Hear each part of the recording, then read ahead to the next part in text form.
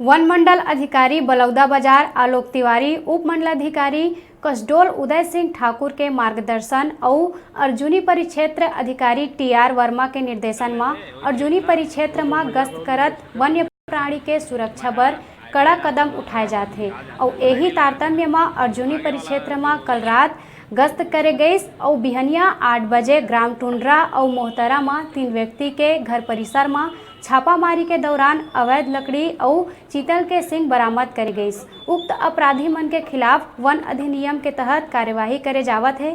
छापामारी के दौरान भूषण पिता विश्राम साहू ग्राम टुंड्रा, छेड़ूराम पिता सुकृति देवांगन ग्राम टुंड्रा और धर्मलाल पिता गणेशु दितलहरे ग्राम मोहतरा के घर परिसर ले अवैध रूप से संग्रहित करे गए।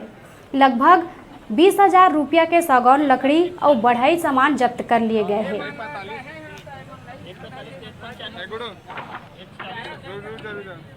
अर्जुनी परिक्षेत्र में वन एवं वन्य प्राणियों की सुरक्षा के लिए अवैध काष्ठ परिवहन को रोकने के लिए, चोरी को रोकने के लिए, अवैध उत्खनन को रोकने के लिए, शिकार को रोकने के लिए सतत गश्त किया जाता है और लगातार अवैध लकड़ी काटने वालों के ऊपर, शिकार करने के ऊपर कार्रवाई की जा रही है।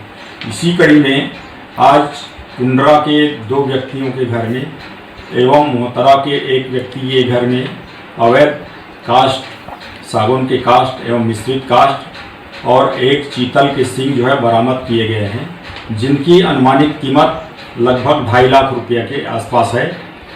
सभी अपराधियों के विरुद्ध भारतीय वन अधिनियम 1927 एवं वन प्राणी संरक्षण अधिनियम 1972 के विरुद्ध कार्रवाई की जा रही है।